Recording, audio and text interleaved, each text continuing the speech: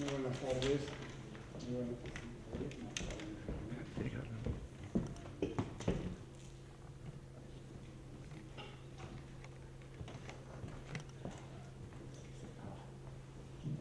Sí, ahora. Muy buenas tardes, como decía, a todos. Bienvenidos a Conde Duque. Muchísimas gracias, además, por haber, muchos de ustedes, asistido fielmente al ciclo Encuentros con el Sutil, que hoy clausura su primera, por decirlo así, edición, su primera entrega, con un gran éxito y con una gran satisfacción por parte de su director, Javier Esteban, colaborador directo de Conde Duque, y por parte mía propia como director general y director de este centro. Hoy tenemos dos invitados excepcionales. Creo que la verdad todos los invitados que hemos tenido han sido excepcionales, porque para encontrarse con lo sutil, entrar en disciplinas transversales, de una manera además mediante ángulos no habituales, y ponerlos de relieve no se puede hacer con personalidades, en fin, comunes, por decirlo así. Pero especialmente hoy yo creo que nos tenemos que alegrar, porque además han venido dos personalidades. Una de ellas es Eduardo Noya, rector de la Universidad Camilo José Cela, que, como ustedes saben, y yo creo que es absolutamente justo decirlo, es una de las mejores universidades españolas en los rankings internacionales, no cabe duda. Y Eduardo Noya, que es rector de la Universidad de Camilo José Cela, va a hacernos la presentación de Ramón Cacabelos, investigador y vicerrector de la misma Universidad Camilo José Cela, quien, estoy seguro, para muchos no necesita presentación, pero creo que siempre está bien que siento que se pueda, que dos personalidades puedan, de alguna manera, una traer también de la mano a la otra. Ramón Cacabelos es de sobra conocido, por supuesto, como todos saben también, por sus descubrimientos relativos a las enfermedades neurológicas y en concreto también al Alzheimer. Yo no voy a entrar en la presentación de ellos, pero sí me voy a permitir hoy, ya que es la clausura de este ciclo, de la primera edición de este ciclo, sí me voy a permitir dar unas palabras breves, prometo, antes de ceder la palabra a Javier Esteban, que será quien a su vez después entreviste al profesor Cacabelos. Este centro, como ustedes saben, fue inaugurado en el año 2011. La crisis tal vez ha hecho que la reapertura al público haya sido poco sonada, pero a los profesionales de la cultura nos importa muy poco que las aperturas de los centros sean sonadas o no. Lo importante es que la gente acuda. Y este ciclo ha tenido una ratio de presencia superior al 80% del aforo de este salón de actos, algo que habla por sí solo. Conde Duque tiene tres líneas básicas, por lo menos ha planteado tres líneas básicas de trabajo. Las tres culturales, pero las tres implican una visión de la cultura muy distinta. La primera es la cultura como patrimonio, lo que podríamos llamar la cultura histórica. Ver la cultura a través del pasado y cómo éste se engarza en el presente y cómo éste condiciona o no el futuro. Verla desde el punto de vista de conservar y preservar lo que tenemos, porque en Conde Duque se conserva uno de los mayores núcleos de patrimonio documental de Madrid.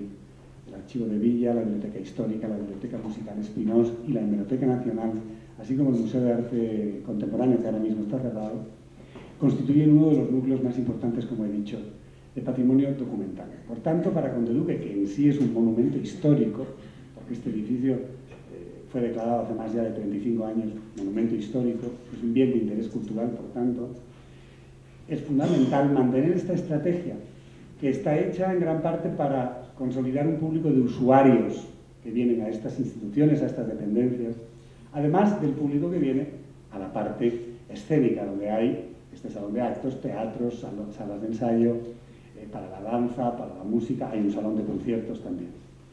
La segunda línea es la cultura como conocimiento.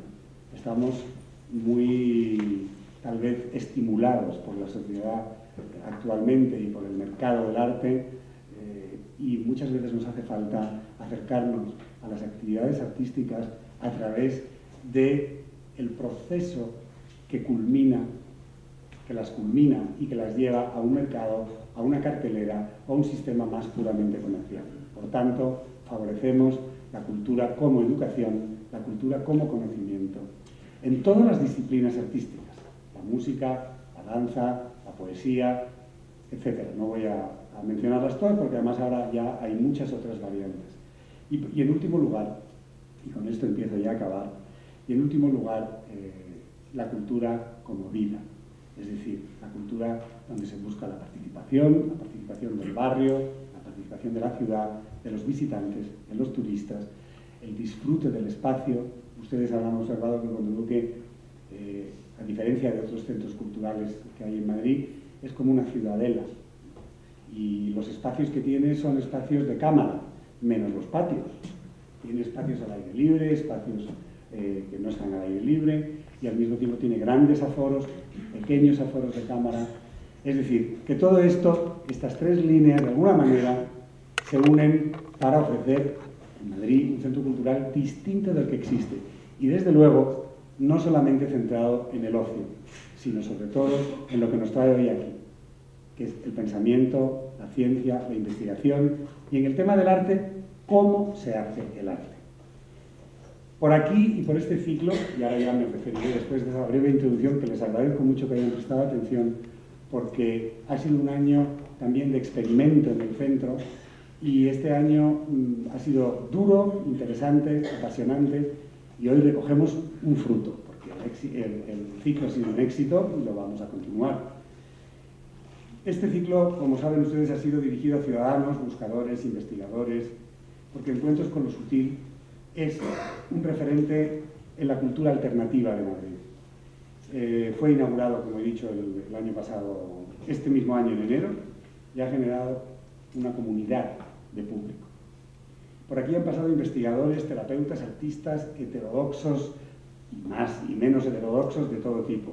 Gente como Graciela Figueroa, Ana María Sluter, Agustín Paniker, Francisco Peñarrubia, Sheikh Hassan Dik, Claudio Naranjo, Pío Bucetich, chamanes, terapeutas, investigadores, expertos en física cuántica, investigadores como el doctor Cacabelos, personalidades como el propio Eduardo Noya, editores, Fernando Arrabal, exploradores como Borge Ousland, un señor que nos fascinó explicándonos cómo había recorrido el polo solo a pie, y cómo se prepara uno para ese viaje de más de 2 meses. En fin, ha habido diversidad para dar y tomar, pero sobre todo para encontrarnos con lo sutil, cuya descripción yo no voy a dar aquí, no voy a ser tan atrevido, porque creo que ya está un poco en la mente de todos y cada cual sabemos a qué llamamos ese encuentro con lo sutil. Por tanto, todas estas disciplinas que ya he evocado han sido trabajadas transversalmente y se han presentado desde distintos formatos de divulgación: la entrevista, la charla, la tertulia, la conferencia, la proyección cinematográfica, el concierto, el taller. Bueno, viva la heterodoxia un poco, ¿no? Dentro del mínimo orden que requerimos para darle la cohesión al ciclo. No voy a hablar más porque creo que hoy la ocasión es solemne en el buen sentido de la palabra. Y quiero agradecer a nuestros participantes de hoy que estén hoy con nosotros y que nos permitan cerrar este ciclo con todos los honores. Muchísimas gracias y le cedo la palabra a Javier Esteban. Muchas gracias.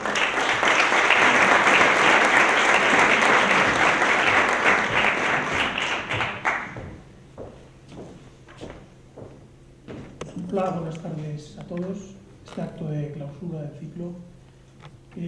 Por aquí, como ha explicado Juanjo, han venido todo tipo de personas, pero con un común denominador, que es la manifestación en su trabajo, en su investigación, en su arte o en su terapia de algo que no es evidente, algo que no es palpable, que no se ve a simple vista, algo que de algún modo se esconde y algo que tiene una característica que tiene que ver con la sutilidad. Nada mejor para cerrar este ciclo que tener una presencia universitaria, 2 investigadores en realidad, y simplemente agradeceros a todos y especialmente a los que han sido ponentes que a lo largo de este tiempo han sido muchos. Brevemente voy a explicar que Claudio Naranjo vino desde Berkeley entonces, enero de 2013, fundamentalmente para explicar la necesidad de integrar valores y psicoterapia. Graciela Figueroa, nominada maestra de danza de todos los tiempos por el Banco de Boston, hizo un taller de danza donde explicó la relación de la energía del cuerpo, la energía fuera y dentro del cuerpo, y cómo el movimiento, cómo el cuerpo, lejos de ser una cárcel para el alma, puede llegar a sanar también el alma. El conocido psicoterapeuta Pedro de Caso, el gran intérprete de los sueños, que queda de España, que realizó un taller de sueños colectivos, donde, al modo de la psicología Gestalt, se pudieron interpretar sueños interactuando con otras gentes que había en el mismo taller. María Victoria Fonseca, física nuclear, catedrática e investigadora de varios centros norteamericanos, nos dio la visión que tiene la física cuántica del mundo y en qué medida esa visión pueda enriquecernos. El hombre de medicina y psicoanalista, Pío Bucetich, vino desde las selvas de Perú para explicarnos cómo funciona el chamanismo y qué puede aportar el chamanismo a la salud hoy en día. El terapeuta Paco Peñarrubia nos asomó a las dificultades que toda persona encuentra en su relación, llama él, hurtada con el Padre. El teólogo, aquí ha habido de todo, como veis, Enrique Martínez Lozano, nos habló de esa parte que llevamos dentro y que no queremos reconocer, la sombra. El compositor y maestro Sufija Sandik nos trajo su baraca en un memorable concierto donde cantó los nombres divinos y convirtió el auditorio de esta sala en un templo para todos los dioses. El psicoanalista junguiano Enrique Galán, que me ha parecido verlo por aquí, nos dio herramientas para luchar contra el sufrimiento y para dotar de sentido a la existencia. Hizo una exposición íntegra donde empezó en la filosofía y acabó en el tuétano de la psicología. La doctora Irina Medveikova nos enseñó cómo cuidar el llamado segundo cerebro, que tenemos situado en el aparato digestivo. La psicóloga humanista Marcela Caldumbide, que también está aquí, nos enseñó sus talleres para la educación emocional de los pequeños, sembrando la simiente de un mundo mejor. Y la psicoterapeuta Loreta Cornejo nos propuso una nueva educación sentimental en la familia. El dramaturgo vivo más representado en el mundo, Fernando Arrabal, cantó la épica de los poetas y nos hizo gozar viajando por el arte. Por cierto, que fue la última conferencia que dio antes de su percance.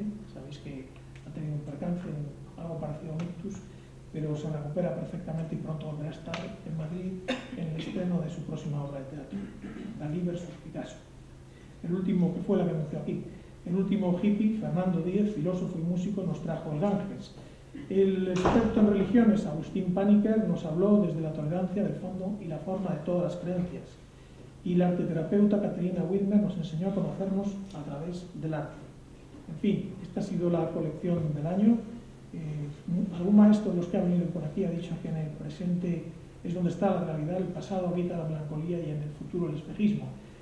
Volviendo al presente, tenemos una velada interesante por delante, una entrevista a fondo de aquellas que se hacían hace muchos años en los medios de comunicación y que han desaparecido, con un perfil que va a presentar otro gran investigador.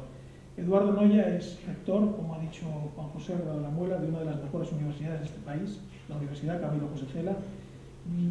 Quiero decir que además de rector, el cargo, lógicamente, es un profesor y que antes de ser un profesor y aún hoy sigue siendo un investigador. Su especialidad es algo también muy sutil, ojalá podamos tenerle con nosotros el año que viene. Se refiere a la libertad política y algo tan sutil como la democracia, que se malentiende normalmente y no se sabe interpretar, me parece objeto de un encuentro interesante.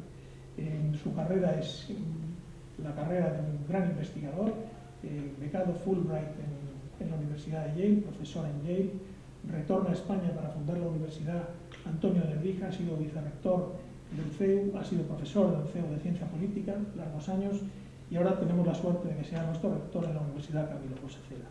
Bienvenido, Eduardo Noya, te cedo la palabra para que presentes a nuestro invitado.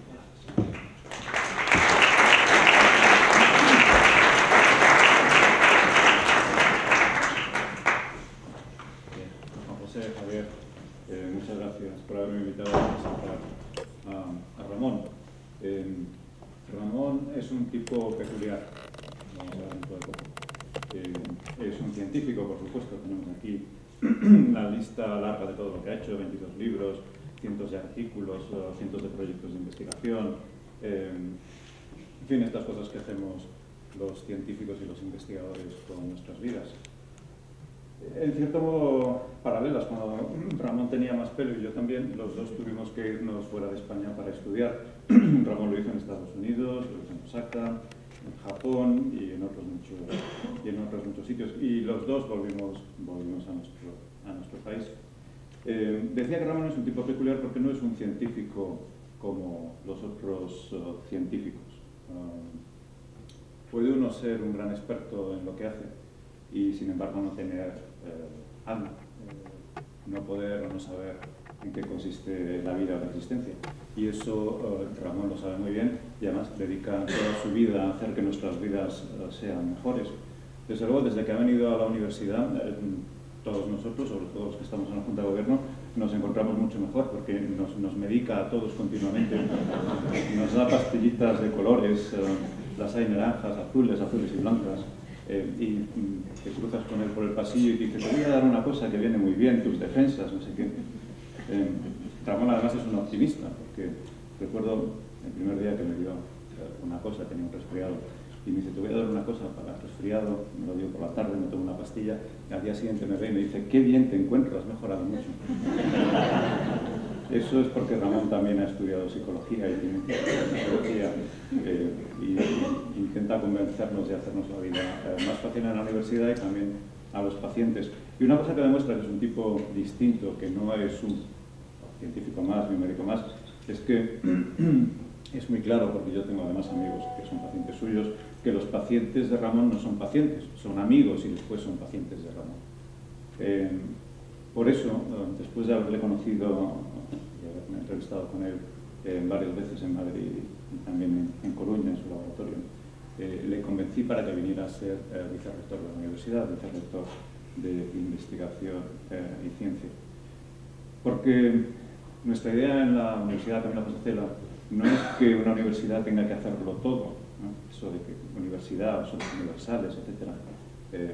No es cierto, la universidad tiene que hacer pocas cosas y hacerlas muy bien, hacerlas lo mejor posible.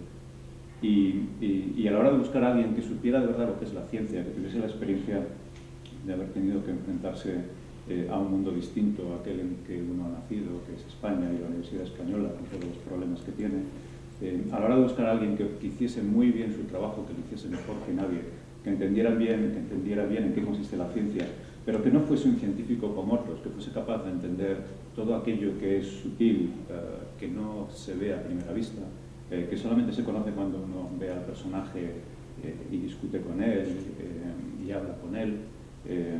Pues como buscábamos ese perfil, como queríamos ese perfil, no podíamos haber encontrado una persona mejor que Ramón para venir y trabajar con nosotros, porque lo que hace lo hace magníficamente bien, pero ahora además lo hace mejor y de otra manera que todos los demás, y eso es lo que buscamos, poder hacer pocas cosas, pero hacerlas muy bien y estar con los mejores, y sobre todo con las mejores personas, como Ramón.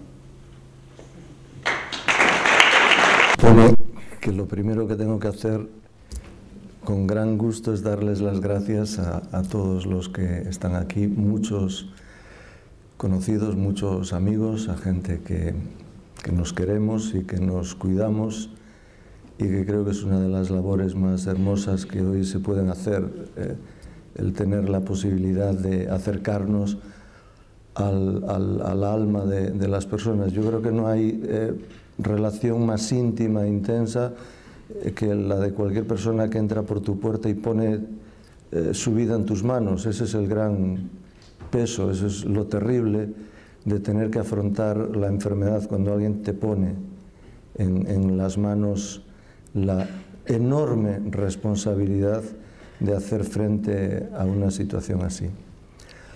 Y luego está, pues, palabras como las de mi rector, que por una parte me abruman, por otra parte me hacen quererlo más. Tampoco está bien decirlo, pero es la realidad, y yo obviamente le agradezco su sinceridad, que nunca ha ocultado y que él sabe que es recíproco. Así como él se tomó la molestia de buscarme, él sabe que una vez que me encontró me va a tener siempre a su lado mientras él asuma la responsabilidad que está asumiendo, y por lo tanto ese cariño, ese afecto y esa corresponsabilidad es recíproca. Por lo tanto, gracias a ti y a la gente que sabes que comparte nuestro día a día y que tienes además muy cerquita de ti hoy y de mí también.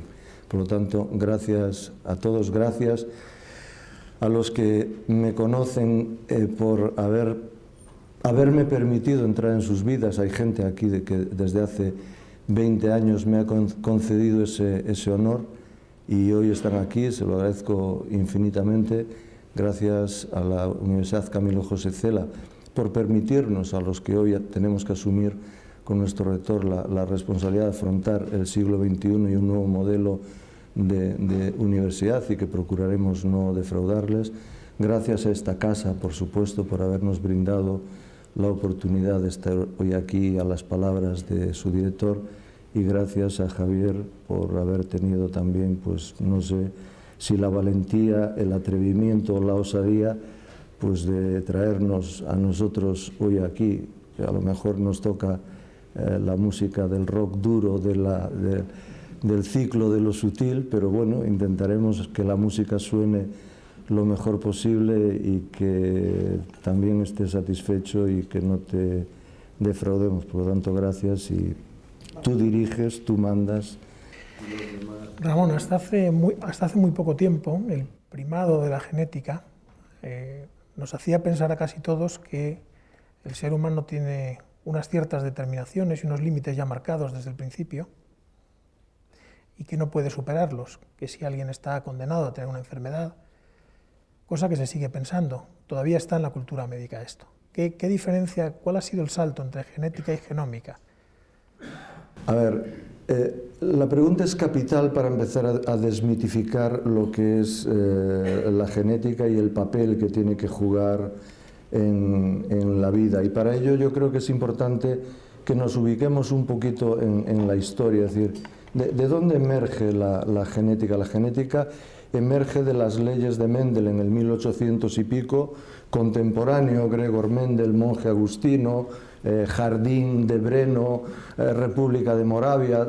Bueno, todo ese asunto lo tenemos en la cabeza porque es un asunto cultural que nos enseñan en la escuela. Aquel monje agustino cultiva garbanzos en su huerto y la historia es caprichosa, curiosamente no le hacen ningún caso. Para los científicos es un intruso, como un cura se mete a dar lecciones de ciencia. Él descubre una serie de normas que son las que hoy definen las leyes de Mendel, las leyes de la genética. Curiosamente también en aquella época este hombre es contemporáneo de otro gran revolucionario conceptual, que es Charles Darwin, que los dos han sido los que han puesto patas para arriba las leyes de la biología y la propia evolución de nuestra especie, han transformado completamente el mundo. Quedan silenciados durante prácticamente un siglo hasta que a comienzos de los años 1900, 1902, de Vries en Holanda, Morgan en el mundo anglosajón, redescubren aquellos descubrimientos de Mendel, que fueron 2 paginitas, que es un ejemplo que para hacer buena ciencia, sembrar el camino del futuro, del progreso, no hace falta escribir mucho, lo que hagas debe ser suficientemente claro, no hace falta rellenar muchos papeles, ¿no? Que determinan las características del ADN y ponen en bandeja una metodología para que media docena de pioneros, de revolucionarios, afronten el reto más importante de la historia de la ciencia y probablemente lo más revolucionario que ha existido en la historia contemporánea después del Renacimiento, que es caracterizar el genoma humano, porque eso iba a descolocar completamente viejos conceptos. Así, en la década de los 80 se empieza a investigar en la estructura de nuestro genoma y después de 30 años estamos en la situación actual donde realmente se enmarca tu pregunta. Por hacerlo muy breve, ¿qué descubrimos hoy? Hoy obviamente descubrimos que nuestra genética, afortunadamente, no es la de los guisantes, nuestra genética no es determinista. Hoy no se habla de herencia autosómica dominante, recesiva, ligada al sexo. Hoy se habla de la probabilidad de que múltiples defectos en tu genoma condicionen tu vida para que en el futuro puedas desarrollar una enfermedad si hay suficientes circunstancias que acompañen a ese deterioro. Por ejemplo, se cumple una regla de oro en genómica. Cuantos más defectos genéticos hay en nuestro genoma, más probabilidades de desarrollar una enfermedad, curso más rápido, peor respuesta al tratamiento. Y cuantos menos defectos hay en nuestro genoma, enfermedad más tardía, curso más lento y respuesta terapéutica más favorable. Y esta regla de oro es aplicable a todas las grandes patologías que están matando hoy a las sociedades avanzadas, como son los problemas de corazón, cáncer y cabeza. Por lo tanto, hemos roto con esa política determinista, ese concepto antiguo de la genética del sí o del no, y hemos pasado a la genética de la probabilidad. De tal manera que si tienes un genoma defectuoso y además tienes una mala vida, te alimentas mal, vives en un entorno contaminante, etcétera, irremediablemente tu genoma no está preparado para hacer frente al mundo que le rodea y lógicamente no resiste la presión medioambiental y enferma. Ahora, si tú tienes un genoma defectuoso, eres conocedor de tu vulnerabilidad, identificas tu riesgo predictivo a 20 o 30 años, que es lo que hace hoy la genómica predictiva, la posibilidad de que podamos anticiparnos 20 o 30 años a conocer el riesgo que tenemos, la vulnerabilidad que tenemos de padecer una enfermedad, y pones en marcha un plan de prevención, algunos súper sencillos, que es eliminar del medio ambiente aquellos factores que te pueden condicionar una quiebra de ese genoma vulnerable y provocarte una enfermedad que te va a matar, pues desde un cáncer de colon, un cáncer de mama, un ictus o lo que tú quieras, a implantar tratamientos personalizados que te permitan tomar el medicamento que tu genoma va a utilizar adecuadamente, que va a beneficiar a esa susceptibilidad tuya para neutralizar tu debilidad y poder hacer frente a las dificultades que tu genoma vulnerable encuentra en el ambiente que le rodea. Por lo tanto, esto es un poco el salto inmenso que hemos dado en los últimos 50 años. Ya no es la genética del sí o del no, que si tienes una mutación irremediablemente vas a padecer esa enfermedad, sino que hay otros factores concomitantes. Este sería el planteamiento genérico. Ahora, en el mundo no todo es blanco ni todo es negro, hay un amplio abanico de grises. Hay determinadas excepciones, hay enfermedades mendelianas del sí o del no, afortunadamente no llegan a un 5% de las 9.000 enfermedades que hoy sabemos tienen una base genética, y son por otra parte enfermedades que todos conocemos, suelen matarnos en la infancia, y nos referimos por ejemplo pues a cromosomopatías severas o problemas muy conocidos como la principal causa de retraso mental, como es el síndrome de Down, el X frágil, que todo el mundo conoce y que antiguamente morían en la adolescencia. Hace unos años lográbamos hacer que vivieran hasta los 30 años y hoy llegan hasta los 60 con una lucidez interesante, hasta que ya su cerebro claudica y entra en un proceso degenerativo similar a una demencia. Y existen obviamente enfermedades mendelianas como la enfermedad de Huntington, que tiene una prevalencia clara, o las enfermedades que se llaman por tripletes de expansión repetitiva en nuestro genoma, que lo que hacen es multiplicar el efecto de genes anómalos, pero que afortunadamente pues eso, no llegan a un 5%. El 90% mínimo de toda nuestra patología está vinculada a un diálogo entre el genoma y entre nuestro medio ambiente. Si tenemos un genoma vulnerable, podemos hacer prevención conociendo el riesgo. Si tenemos un buen genoma, aún teniendo un ambiente hostil, podemos sobrevivir. Eso nos podría llevar a interpretar bajo estas mismas coordenadas, pues por ejemplo, el enorme salto que ha dado la población humana en términos de esperanza de vida, longevidad, etc. Eso significaría que somos una especie casi inacabada, que se está construyendo.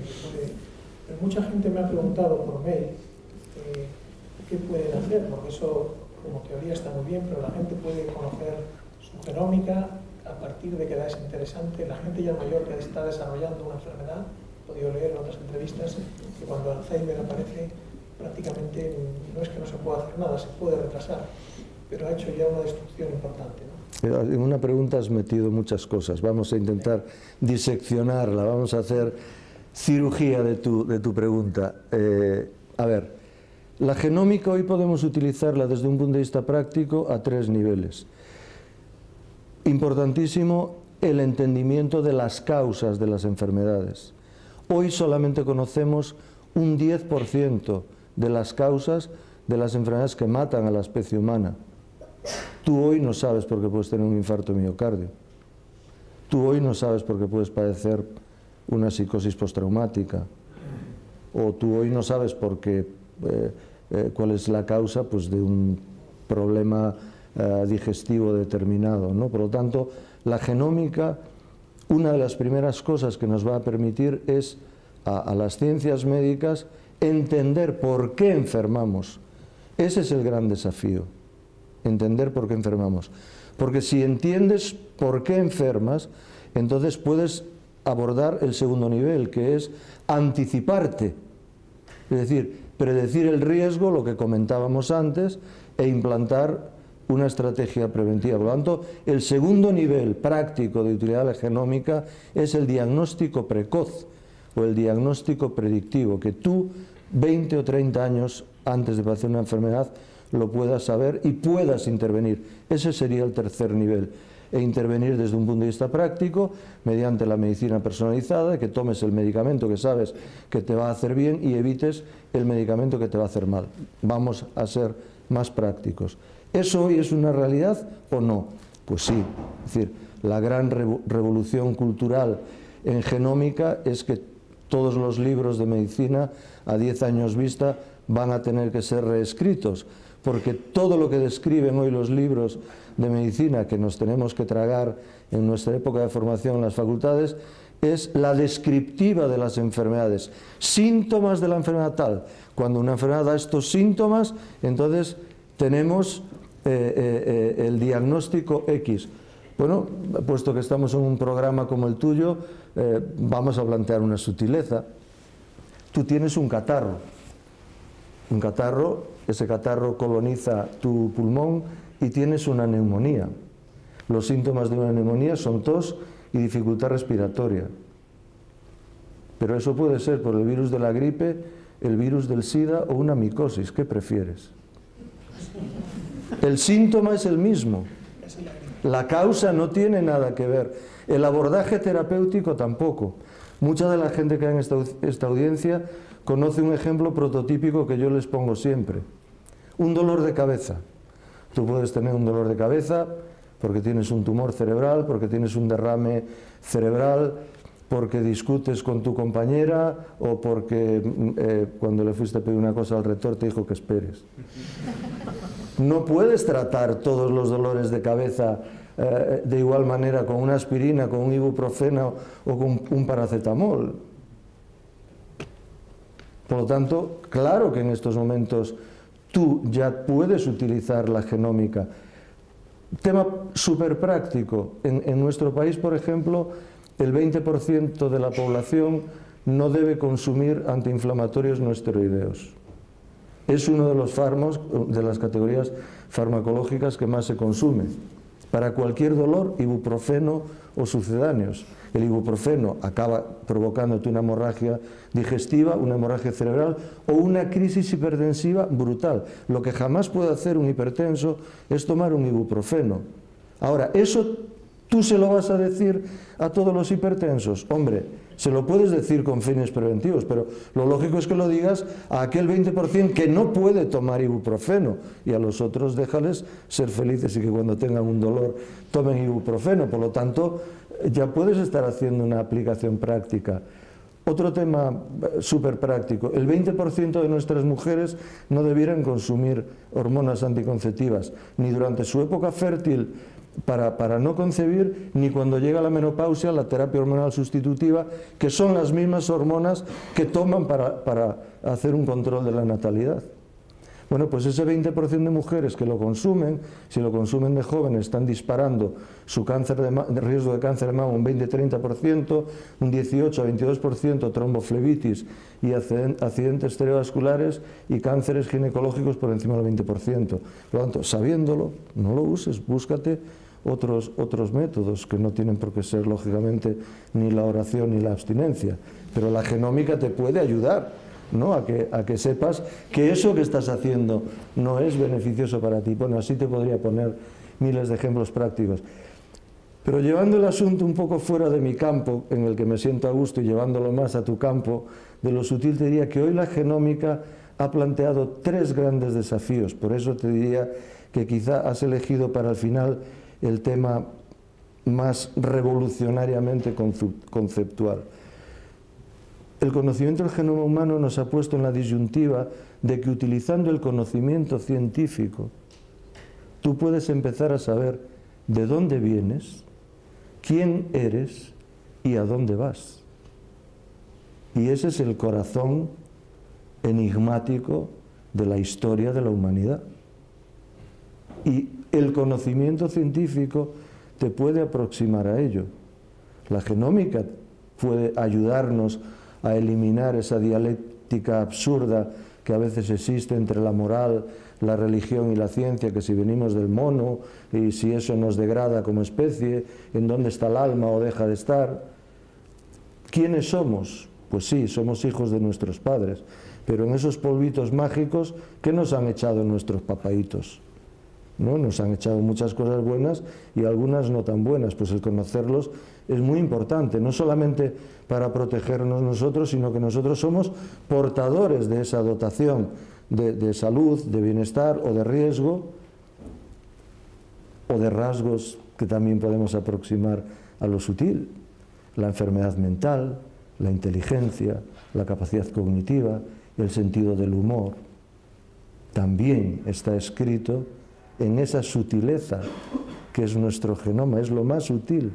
Nos determina y no sabemos dónde está, no lo tocamos, no lo palpamos, y todo lo que el hombre no toca o no palpa entra en ese campo de lo etéreo, ¿no? A lo que sé que tú tienes ganas de meterle el diente y navegar por ahí. Todavía no, vamos a... Todavía no. ¿Cuál es? En enero se publicó que el grupo de investigadores españoles que diriges había conseguido una patente en Estados Unidos. Se habló de la vacuna EB101. ¿Cuál es el estado de esta investigación y de otras ulteriores que supongo que han sido alimentadas por la vuestra? Sí, repito, en enero se hizo público que un grupo de investigadores dirigidos por el doctor Cacabelos había inscrito una patente en Estados Unidos, ¿se oye? A partir de la cual se ha hablado incluso se ha nombrado una vacuna, la vacuna EB101, para tratar de paliar los daños de Alzheimer. La pregunta es, yo por lo que he leído estamos a años vista de experimentos, esta ha sido probada con cierto tipo de animales. ¿Cuál es el estado de la cuestión, el estado de la investigación? ¿Qué otros proyectos investigativos están? Pero primero déjame decirte por qué lo hemos hecho. Bien. Y luego te digo cómo estamos y hacia dónde vamos. Vamos a ver. Yo he tenido la suerte en Japón, como habéis dicho, me he educado en Japón. Mi maestro, el profesor Nishimura, es uno de los padres de la demencia. Empezó a investigarla en los años 50, cuando prácticamente no había ni demencia, pero él fue un visionario que a sus discípulos nos imbuía la idea de que hay muchas cosas que están ahí y que solamente es un problema de tiempo en que acaben manifestándose, ¿no? Y una de ellas para él fue la demencia, y fue profético, es decir, en estos momentos la demencia es el tercer a quinto problema de salud en países desarrollados, detrás de los accidentes cardiovasculares, el ictus y el cáncer, etc. Y entonces a todos nos imbuyó en la idea de investigarla, porque yo recuerdo, una semana antes de venirme de regreso a España, después de haber estado muchos años en Japón con él, nos llevó a cenar a su brazo derecho, japonés, profesor Takeda, actual catedrático de psiquiatría en nuestro departamento, y su brazo izquierdo, Ramón Cacabelos, el primer gaijin, el primer bárbaro del sur que había sido capaz de entrar en un departamento japonés en la historia de Japón en el tema de ciencias médicas. Y casi como legado nos dijo a los dos: me quedan 2 años para jubilarme y quiero transmitiros un mensaje, como maestro que soy vuestro, y es que hay 2 enfermedades que en el momento en que la ciencia médica sea capaz de entenderlas, el salto cualitativo que daremos en el entendimiento de la especie humana será descomunal. Y nos dijo, Una es en lo que llevamos investigando toda nuestra vida y que vosotros habéis contribuido a ello y sois mis discípulos aventajados, bueno, todas esas cosas que le gusta decir a los maestros, a sus pipiolos, a sus discípulos jóvenes. Y otra es la esquizofrenia. Y nos dijo, la demencia, porque es una enfermedad que arruina la dignidad humana. No hay peor cosa que dejar de saber quién eres, ni con quién vives.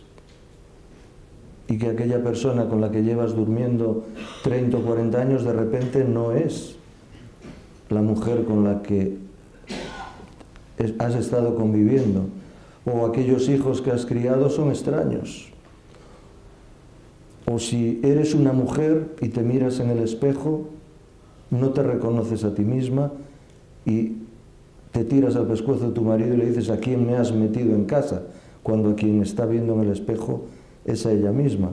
Por lo tanto, la demencia arruina nuestra dignidad porque nos impide reconocer quiénes somos y nos impide saber hacia dónde vamos, en qué momento estamos. Perdemos el control del tiempo, del espacio, de todo lo que nos rodea. Y nos dijo Nishimura, y el otro gran enigma de la mente humana al que tenemos que hincarle el diente como científicos es el tema de la esquizofrenia, que es la desrealización, el vivir fuera de la realidad.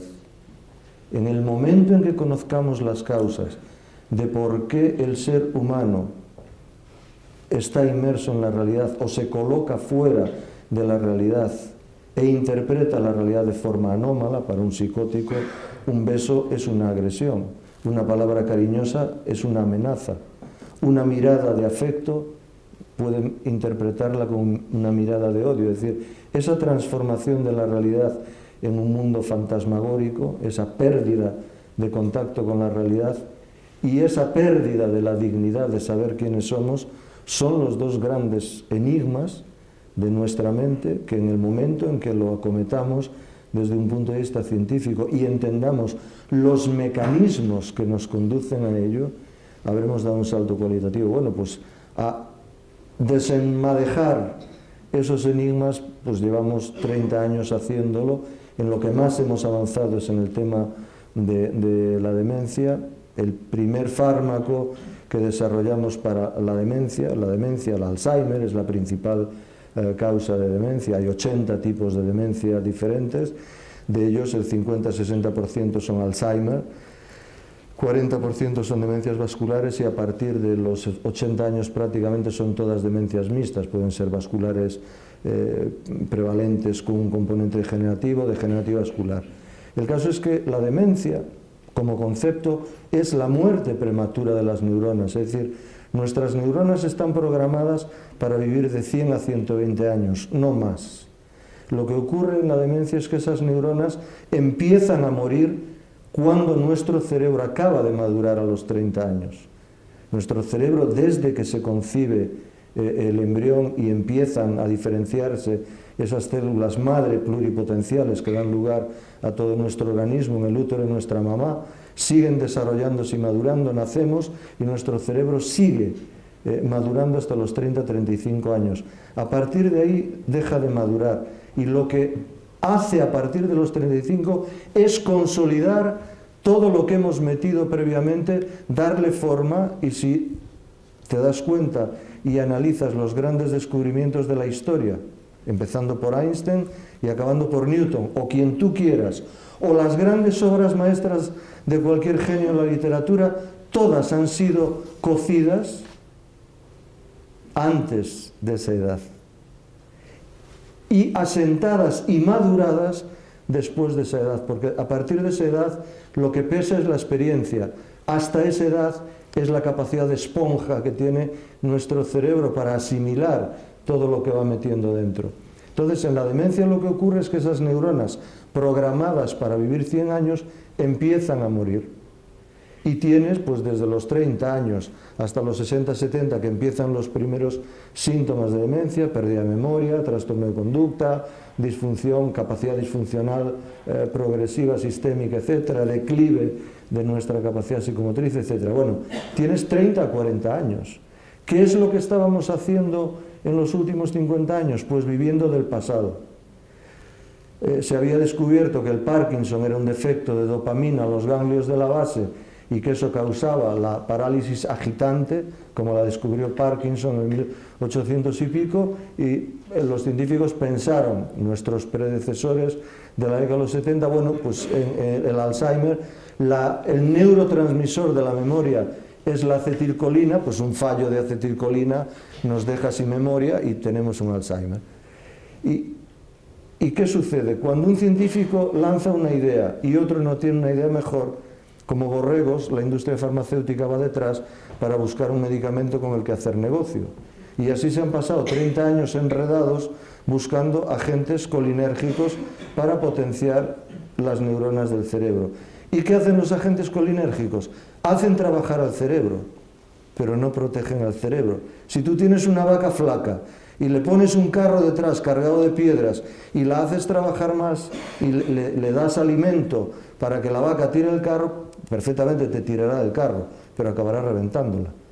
Lo que necesita esa vaca no es que le des alimento, lo que necesita esa vaca probablemente es que no le cargues tanto el carro, porque es una vaca vulnerable, y lo que necesita esa vaca es que la cuides antes para que no esté tan deteriorada. Dicho en otras palabras, lo que necesitan las neuronas Alzheimer no es gasolina en forma de acetilcolina o agentes colinérgicos para mejorar la memoria, porque el problema de las neuronas no es un déficit de acetilcolina. El problema de las neuronas es una muerte neuronal prematura programada genéticamente, porque hay más de 600 defectos en nuestro genoma que determinan ese proceso de muerte neuronal programada.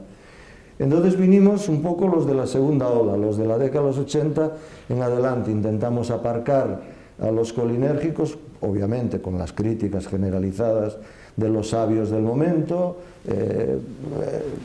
el desprecio de las vacas sagradas que vivieron durante muchos años del maná anticolinérgico, y nos planteamos otras alternativas terapéuticas. Esas otras alternativas terapéuticas, los que nos dedicábamos a la genómica, era muy claro, era seguir el esquema que hablamos antes. Primero, déjame conocer por qué esas neuronas mueren. Si yo no sé por qué mueren esas neuronas, yo no estoy en condiciones de darles nada, porque me puedo equivocar.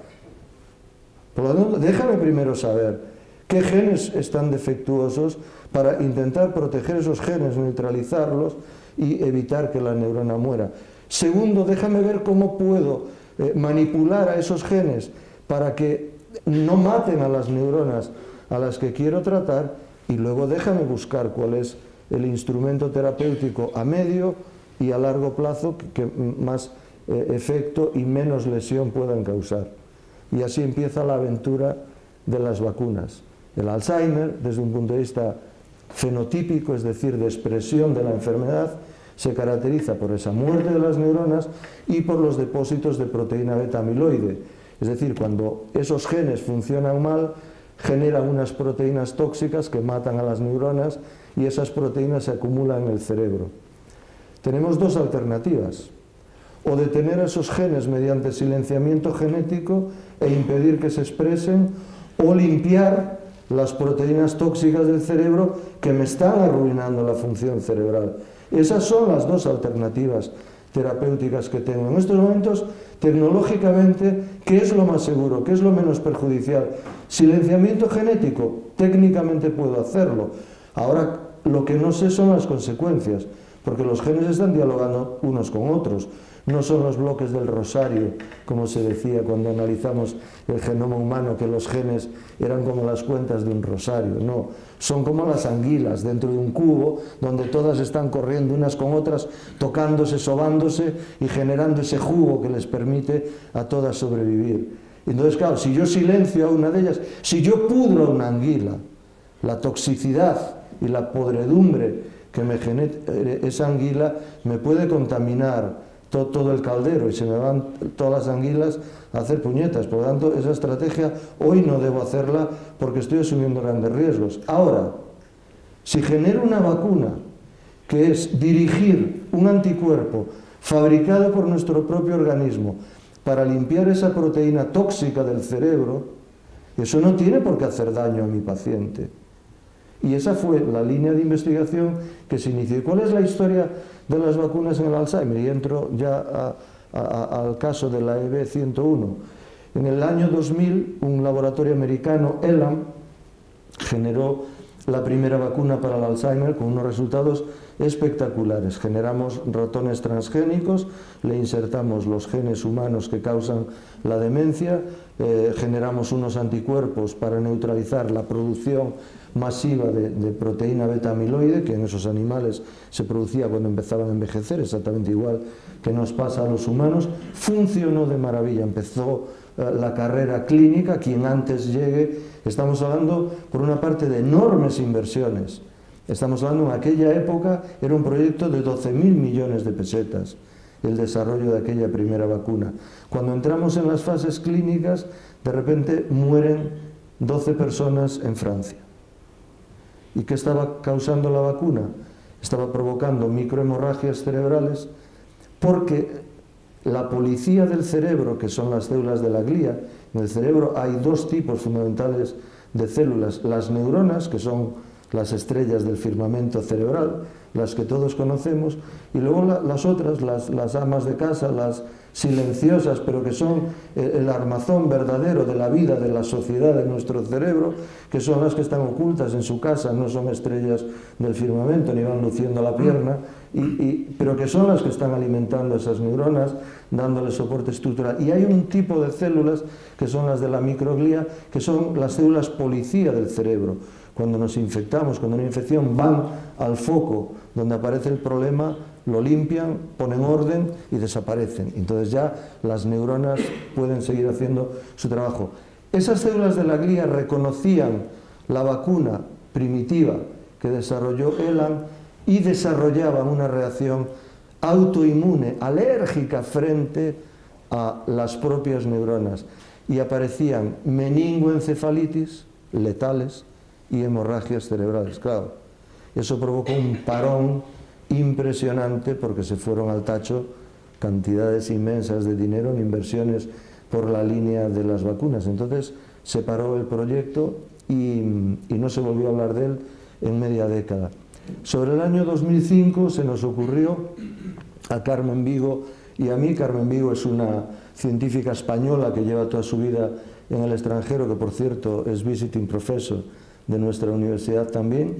Se nos ocurrió un día que vino de vacaciones, viene en julio a España y siempre me invita a que tomemos una Coca-Cola juntos, y dijo: oye, Carmen, ¿qué podemos hacer para seguir con la línea de las vacunas y que no cause una meningoencefalitis?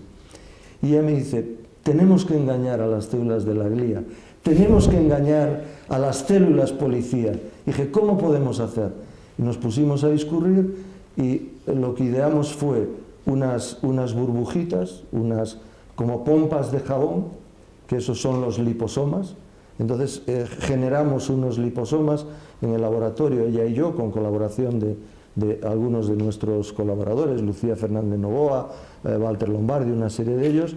Generamos unas burbujitas, pompas de jabón, liposomas, y dentro del liposoma metíamos el antígeno, del cual informábamos a las células de la glía, que les metíamos un perdigonazo, pero que no sabían por dónde les venía el disparo.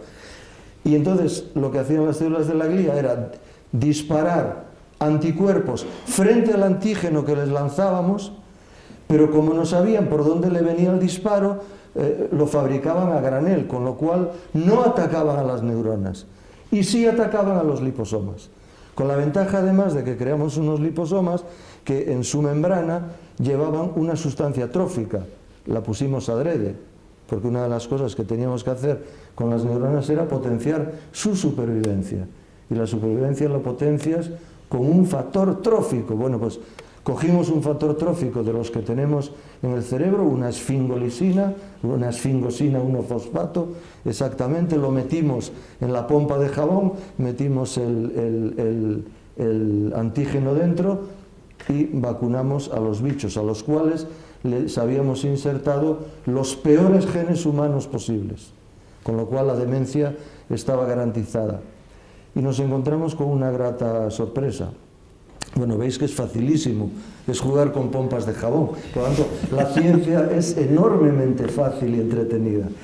Entonces, nos encontramos con una sorpresa, y es que a los ratones transgénicos, que antes de aparecer la enfermedad durante algunos meses les inyectábamos la vacuna subcutánea, cuando llegaba la edad de desarrollar la enfermedad no la manifestaban. Y cogimos otro lote de los que llegaban a la edad adecuada, desarrollaban la enfermedad, empezábamos a darles la vacuna y veíamos que después de un mes de tratamiento revertíamos las lesiones y paralizábamos el proceso degenerativo. Y así salió la EB101, primera vacuna dual con efecto profiláctico y con efecto terapéutico. ¿Cuál es su estado? Ahí está. ¿Cuál es el siguiente paso? El siguiente paso es que en España no hay nervio económico para asumir un proyecto de 12.000 millones que desarrolle esa vacuna. ¿Qué ocurrió desde que nosotros sacamos esa vacuna? Pues que hay en estos momentos 16 grupos en el mundo que nos han copiado la tecnología y están desarrollando sus propias vacunas, incluidas, lógicamente, las multinacionales farmacéuticas más poderosas. Y en estos momentos, pues hay 25 vacunas maravillosas que se desarrollará una o dos de ellas, no precisamente las mejores, pero sí aquellas que encuentren el respaldo económico. Y aquí es donde se funde la ciencia y lo sutil. Y lo más sutil de este mundo se llama capital. Y entonces, si haces una buena ciencia y no tienes capital, pues esa ciencia no vale para nada. Por eso los japoneses dicen que una ciencia que no es rentable es una mala ciencia. Esta es la historia de la vacuna. Ha servido para tres cosas. Primero, demostrar que es técnicamente posible evitar que la demencia se desarrolle. Por lo tanto, sí o sí, en un horizonte de 10 años va a haber vacuna, la nuestra u otras, seguro. Segundo, que técnicamente se puede neutralizar la toxicidad de aquella vacuna inicial de ELAN que causaba meningoencefalitis y microhemorragias. Y en tercer lugar, pues también hemos demostrado, porque así iba en el diseño de nuestro experimento, que esa vacuna no vale para todos los casos de demencia, vale para aquellos casos que tienen aquellas mutaciones que nosotros insertamos en el genoma de los ratones. Por lo tanto, nunca pensemos que ningún medicamento va a ser útil al 100% de la población. Y esta regla de oro es aplicable a cualquier patología. Y volvemos a la genómica. Es decir, ¿por qué fracasa un medicamento en una persona con hipertensión? La subida de tensión es lo mismo en un hipertenso que en otro. El enalapril o el sartán que se toma es el mismo en una persona que en otra. La dosis es la misma en una persona que en otra. ¿Qué es lo que varía? La persona. La persona, su peso, su grasa, sus genes, que determinan su peso, su grasa, aparte de lo que come o deja de comer y el género de vida que tiene. Conociendo el genoma de esa persona, tú puedes saber qué tipo de medicamento le puedes dar. En el Alzheimer, exactamente igual. Las vacunas funcionarán en aquellos pacientes cuya mutación cerebral responsable de la demencia sea aquella para la cual tú has diseñado una vacuna. En cualquier paciente te funcionará el medicamento cuando le des el medicamento que su hígado genómicamente está en condiciones de metabolizar para que consiga el efecto terapéutico deseado. Y ese es el principio de la farmacogenética. Personalizar el tratamiento para conseguir el máximo efecto terapéutico y minimizar los efectos secundarios. Y ya tienes otra vez juntitas a la genómica, al Alzheimer, a las vacunas. Vamos a ver si las separamos un poco ahora. Has hablado de industria farmacéutica, de tu posición de investigador. Eso no es sutil, no te metas por ahí mucho, que ya te veo venir, Desde tu posición de investigador, hay cierta tendencia a pensar que la industria farmacéutica, al hacer un negocio de la propia salud, puede frenar determinadas investigaciones. ¿Es una pregunta sutil o directa? Es una pregunta gallega. A ver, La respuesta es pragmática y muy castellana.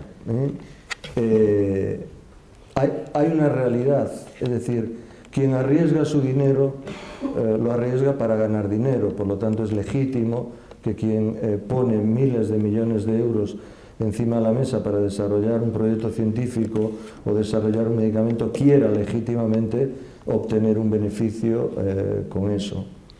Lo que no es legítimo, y desde mi punto de vista ya se convierte en inmoral, es que teniendo una alternativa mejor por recuperar las inversiones, estés impidiendo a la población y al ser humano beneficiarse del desarrollo de cosas nuevas. Si tú me preguntas, ¿eso está ocurriendo? Yo te digo categóricamente sí, todos los días. Que no te quepa duda que en los laboratorios tenemos mejores antitumorales que los que están en el mercado. Que no te quepa duda que en los laboratorios tenemos mejores fármacos para tratar la demencia que los que hay en el mercado. Y que no te quepa duda que en nuestros laboratorios hay mejores tratamientos para problemas psiquiátricos que requieren psicofármacos durante toda la vida de lo que hay en el mercado. Ahora, ¿por qué no salen? Porque hay un programa, y el programa es no desarrollo el siguiente hasta que no rentabilice el previo. Y esa es la ley del mercado. Como ves, galaico, practicante de nacimiento, pero castellano de respuesta, creo que de ejercicio cotidiano. El novelista Michel Houellebecq, no sé si has leído a Houellebecq o has oído hablar de él, que replantea un poco las salidas de la civilización occidental, que considera en un callejón sin salida y demás, ¿no? Presenta una discusión entre dos personajes, uno que piensa que el hombre va a cambiar porque tiene la bondad interior, de la que hablaba Rousseau, y que se va a dar un salto en el comportamiento del ser humano, ¿no? Y otro que es un científico, y le contesta que la única mutación que puede haber es genética, que mientras tanto el hombre va a seguir por la senda de la autodestrucción. ¿Cuál es tu opinión en este diálogo? Bueno, ninguna de las dos. Yo creo que algo de eso ya el rector al principio lo comentó. Es decir, a ver, las cosas no son... Por una parte son más simples de lo que parecen y por otra parte son más complejas de lo que creemos. Si me dices cómo veo yo nuestra civilización y hacia dónde vamos, que es otra forma de interpretarte yo a ti, yo te diría que nuestra civilización, y habría que discutir también ahí lo de las civilizaciones, porque a lo mejor mi concepto de civilización no coincide con el de Zapatero, no lo sé, pero nuestra civilización concebida como la civilización occidental, el mundo caucásico, el mundo de la OCDE, el mundo de la OCDE, se ha guiado por una serie de criterios válidos en un momento de la historia y ha llegado un momento en que muchos de los planteamientos que se han seguido pues no sirven, porque la sociedad evoluciona. El otro día yo tenía en una cena una discusión, estoy seguro además que tú lo vas a sacar porque sé que me vas a hablar de Garcock y luego vamos a volver a Garcock, pero es que nuestra capacidad como especie humana en términos intelectuales no ha cambiado nada en los últimos 10.000 años, pero nuestra capacidad de desarrollo sí, que son cosas completamente diferentes. Una persona con la misma capacidad intelectual puede vivir en una choza y otra puede vivir en un platillo volante. Los dos tienen la misma capacidad intelectual, pero uno se siente a gusto en la choza y otro en un platillo volante. Probablemente los dos sean dos extremistas que no tenemos por qué compartir la vida de uno ni de otro. Nuestra sociedad ha estado trabajando en una serie de modelos, ha estado experimentando con una serie de modelos sociales, de modelos políticos, ha ensayado todo tipo de experimentos, desde el modelo de la dictadura al modelo de la democracia, pseudodemocracia, falsa democracias, democracias camufladas de las que sabe nuestro rector infinitamente más que yo, pero lo que es una realidad en estos momentos es que en lo que es la supervivencia de nuestra especie, primero no vale todo. Segundo, el modelo capitalista convencional está agotado y hay una quiebra fundamental de toda una serie de principios y valores que han desestructurado, desestabilizado a nuestro modelo, ¿no? Y por lo tanto nuestro concepto de civilización. Por lo tanto, yo creo que el hacia dónde vamos tiene que ser el resultado, primero, de conocernos un poco mejor, segundo, de analizar nuestro pasado con el suficiente detenimiento y la suficiente autocrítica para no repetir los errores que hemos cometido en el pasado ya. Pero esta es otra constante de la historia. Es decir, estamos cometiendo las mismas estupideces que han cometido todas las civilizaciones que se han ido al garete a lo largo de la historia de la humanidad. Por lo tanto, lo que yo no sé, yo confío plenamente en la capacidad intelectual, en el intelecto del ser humano y en su capacidad de supervivencia y de buscar salida cuando está en un callejón sin salida. Pero en estos momentos, qué duda cabe que la quiebra de determinados principios que pueden ir desde la ética a la moral y la estética, la utilización de un modelo capitalista anacrónico está también mostrando los resultados catastróficos que nos inducen a una quiebra global. Y por otra parte, tú humildemente también te das cuenta que al dinero le pasa como a los vasos comunicantes en física y química, ¿no? Es decir, que el dinero no desaparece de los vasos comunicantes, igual que el agua tampoco desaparece, cambia de vaso. El dinero cambia de manos, pero sigue ahí. Entonces, algo está pasando en nuestra civilización en cuanto a lo que es el concepto de la sociedad del futuro que debemos tener, el concepto de la educación del futuro que debemos tener, el concepto de familia que debemos tener y el concepto de sociedad que debemos tener.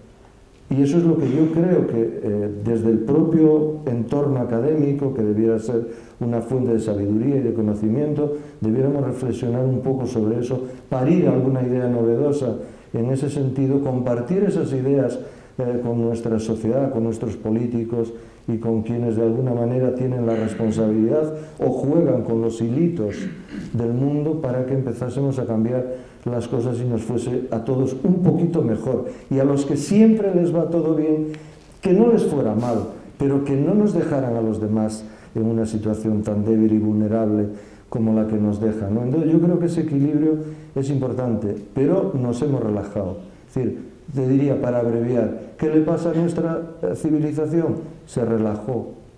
Y en el desarrollo y en el progreso y en la evolución de la especie y en la evolución de las sociedades, cuando te relajas, te degradas.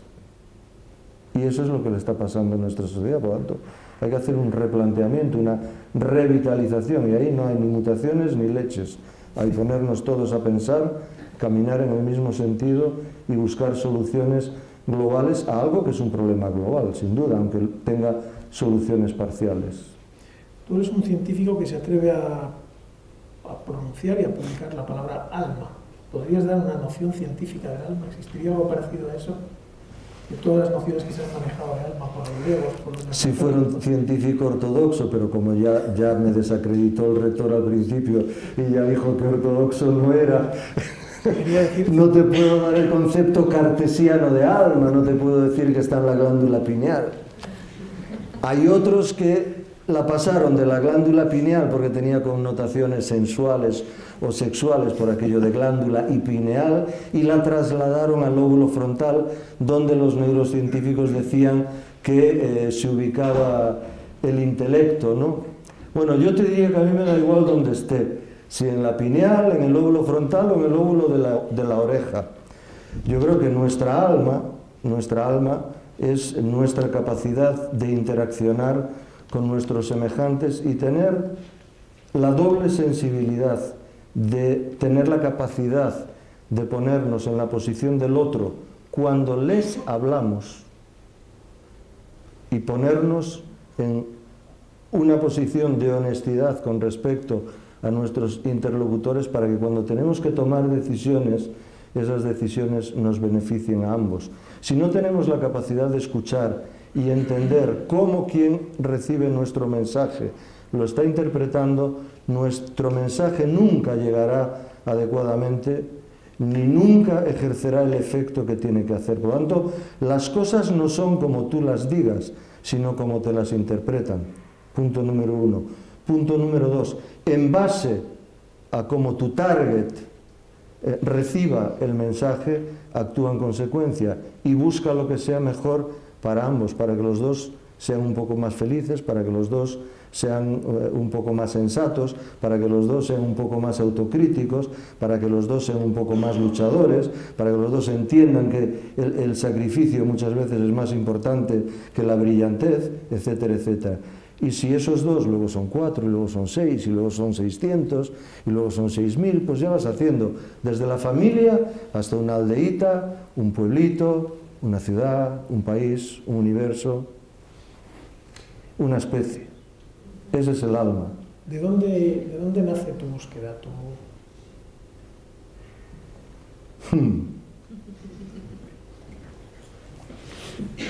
Hombre, yo siempre he sido un poco perro. Y sabes que una de las virtudes del perro es que un perro nunca baja la guardia, se pasa la vida olfateando, y la oreja y la nariz.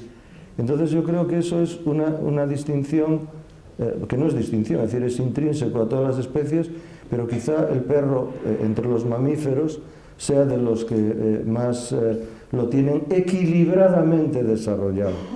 Por algo son los que mejor nos entienden a los seres humanos, ¿no? Entonces, mi búsqueda emerge desde edades muy tempranas de la vida, cuando la vida no es fácil, cuando tienes que vivir la soledad en momentos críticos de la vida y te encuentras en una encrucijada y tienes que tener la habilidad de saber discriminar entre 3 caminos. Tienes 3 caminos, uno es nefasto, otro es bueno, el otro es óptimo, y tú tienes que saber por cuál te tienes que lanzar a caminar, con las consecuencias que cada uno de esos senderos te pueden llevar el resto de tu vida. Por lo tanto, desde una edad bastante temprana me vi en esa coyuntura y ahí empieza mi búsqueda, y esa búsqueda pues te lleva a la curiosidad por lo que te dicta la naturaleza. Yo soy un estudiante permanente que me gusta entender lo que mi entorno me está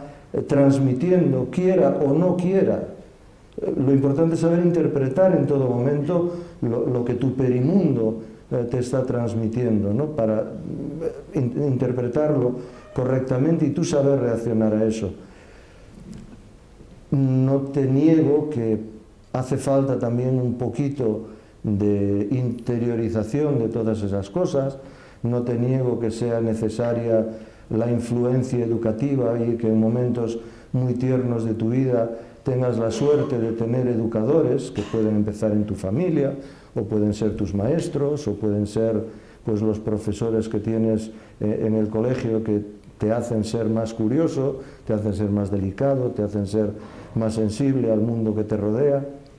Y todas esas cosas son las que, junto con lo que tu papá y tu mamá te pusieron en los polvitos aquellos, es lo que luego de mayor tú tienes que saber desarrollar, ¿no? Entonces, la búsqueda es un camino, no es una inspiración del momento, ni cuando quieres conseguir algo importante en ciencia hay el flechazo, la iluminación. Es decir, lo de la manzana de Newton está muy bien para definir la ley de la gravedad, pero a Newton no le cayó la manzana un día solo, seguro que le cayeron muchas manzanas, y al final se dio cuenta de que aquello tenía que ver algo con la gravedad, pero no era aquella manzana. Y probablemente a Eva le pasó lo mismo, no fue solamente una manzana la que la perdió, seguramente hubo muchas más manzanas y muchas más serpientes en el paraíso terrenal. Leo una de tus máximas: un corazón pagano no está vacío de religiosidad ni moralidad. ¿Te refieres al tuyo, supongo? No, me refiero al de cualquiera. Es decir, todo ser humano, por bueno, malo, perverso, maravilloso que sea, tiene una serie de valores que la clave es saber extraerlos y saber ver dónde están, pero que no podemos despreciar a ningún ser humano porque se defina pagano, superreligioso, o agnóstico, o neutro. No, ese no es el concepto. Lo que hay que saber es mirar dentro del que tienes enfrente. Este mismo libro lo escribes con Gunther Freeman, ¿no? Recoge sus papeles, que había sido un compañero de vida, un compañero de universidad, de investigación, Y este compañero un día, cuando ha criado a sus hijos, que tendrían la misma edad que hoy los tuyos quizás, ¿no?, decide retirarse a un monasterio budista. Yo reconozco que leyendo cómo describes el asunto, creo que sientes cierta envidia por él, por retirarse del mundo. Sí, sí. Sí, sí. No creo que mi mujer comparta... Estaba mirando. Lo sé. Pero si un día Dios no lo quiera, pero si un día yo me tuviese que quedar y ella no estuviese, sería una opción fantástica. Bueno, siempre y cuando no me pidieran en la Camilo José Cela que siguiera haciendo alguna chapucilla por allí para hacer avanzar la universidad. ¿Pero te lo has planteado seriamente? Yo creo que es una decisión muy valiente. Quien es capaz de hacer eso tiene que tener un gran corazón. Tú piensas que de conocer el mundo, vivir el éxito, disfrutar a veces de cierta fama, de esas sensaciones efímeras, ¿no?, que nunca te deben arrastrar, como a Ulises, porque todo es pasajero y no tiene el valor que muchas veces queremos darle, ¿no? Después de vivir todo eso, después de alcanzar un estatus social, un salario magnífico, y la muerte entra por tu puerta, te lleva a un ser querido, tienes la posibilidad de seguir siendo una estrella del firmamento y optas por el recogimiento, la reflexión y hacer un parto silencioso desde la humildad y transmitir tu mensaje a otros. Yo creo que eso solamente está en la mano de corazones inmensos y de espíritus muy grandes, ¿no? Entonces, la envidia que yo puedo sentir de Gunther Freeman es si llegada a una situación así, yo tendría el mismo valor para ser capaz de hacerlo. Vamos con otro libro tuyo heterodoxo, casi esotérico, El legado de Garcock.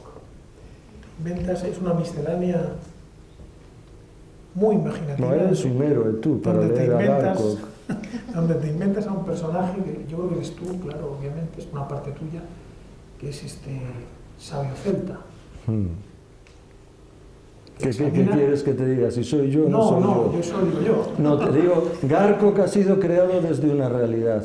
Bien. Y todo, para la audiencia que no haya leído a Garcock, hay algunos que lo han leído, Garcock es un sabio que vivió en el año 180, 200 antes de Cristo, celta, y que recoge toda la sabiduría de la cultura celta, que no ha dejado documentos escritos, por lo tanto se trata de tradición oral, vestigios, y resulta que cuando era niño, y esto es verdad, por lo tanto es una realidad, en una zona de la costa de Galicia que se llama la zona de Anquieiro, un puertito en donde íbamos a jugar los niños, cuando yo tenía entre los 10 y los 15 años, jugando por allí descubrimos una muralla oculta debajo de la arena.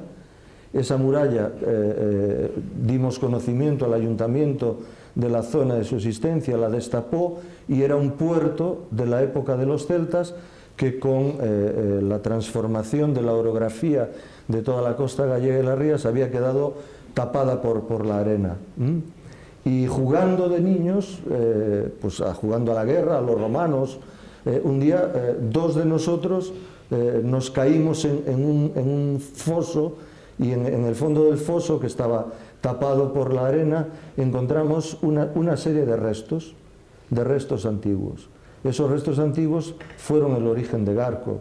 Dije, ¿qué puede transmitirnos la cultura celta a nosotros en estos momentos? Ellos fueron los pobladores primitivos de Europa, que han acumulado durante sus 6.000 años de historia. Ellos han estado ahí 6.000 años, ellos han trazado las rutas sobre las que luego los romanos hicieron la urbanización de toda Europa, y los romanos fueron los que los aniquilaron. El último vestigio celta es la guerra de las Galias, acordaros de Asteris y compañía, y Julio César se lo cepilla en las Galias y extermina a los... ¿Qué nos dejaron, no? Nuestros antepasados celtas, de los cuales sí tenemos muchos genes en cierta área europea. Y ahí es donde surge todo lo demás. Hacemos una investigación de lo que es la evolución de las religiones, la evolución de la filosofía. Serán impresionantes, y es como un camino por la historia de la humanidad. Eso es. Y llegamos a la conclusión de que ya los celtas, muchas de las cosas que hoy constituyen nuestra convivencia, nuestra forma de ser, nuestra forma de pensar, nuestra forma de abordar la realidad, nuestras formas de administrar justicia, ya las tenían, ya estaba allí y no hemos inventado nada. Por eso los griegos eran muy sabios al decir que casi todo estaba inventado, que la rueda hace mucho tiempo que está dando vueltas. Por eso a veces os digo de vez en cuando que no estamos inventando nada. La historia interminable, que también es otro libro que entiendo que te gusta. Bueno, ese me gusta porque cuando estaba mi mujer dando a luz a nuestra primera hija, pues estaba con un ojo encima de ella a ver si paría de una vez ya, y con el otro en la historia. Y en esa noche me tragué la historia interminable. Entonces asocio la historia interminable a mi mujer pariendo y a una niña saliendo de allí. Bueno, pues es otro libro muy interesante. Pero ahí también hay un discurso sobre la fantasía, ¿no? Sí, sí, muy interesante. Que supongo que me ha sorprendido antes cuando hablabas de cómo luchabas con esta vacuna, ¿no? La cantidad de fantasía que puede tener un científico también, ¿no? Hombre, a ver. Para conocer la realidad hay que pasarse al lado de la fantasía, como cuenta la historia interminable, ¿no? No, yo creo que un científico tiene que tener dos principios en su cabeza. Una, ser curioso, ser un observador. Un poquito de fantasía, pues, yo creo que siempre es necesaria, pero si tienes una sana curiosidad y sobre todo una mentalidad, es decir, ¿cuál es la diferencia entre el científico que triunfa y el científico que puede ser un genio pero que no traslada su conocimiento al nivel de la sabiduría?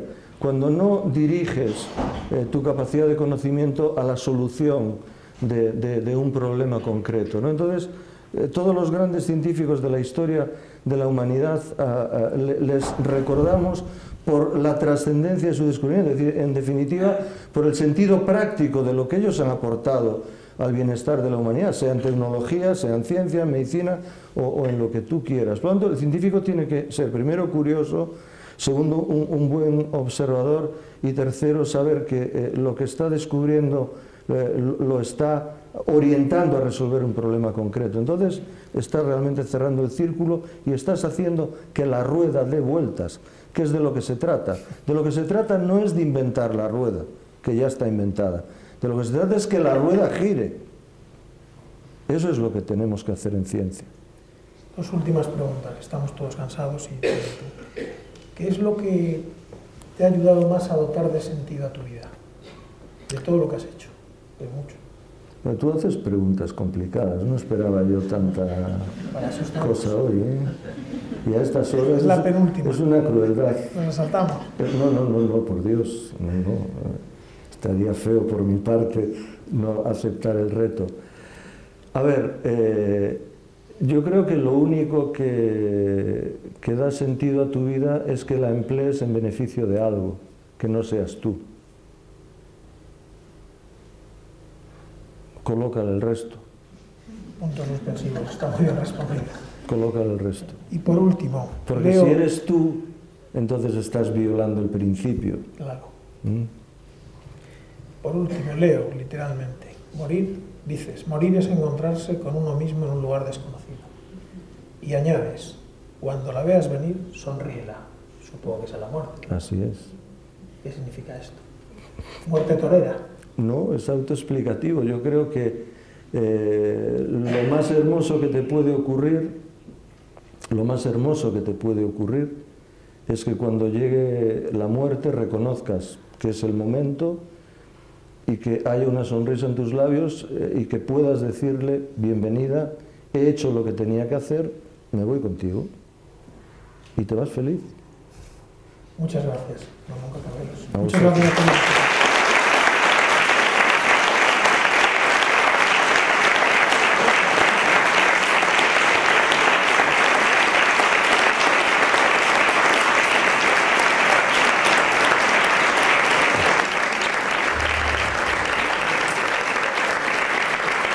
Did you understand?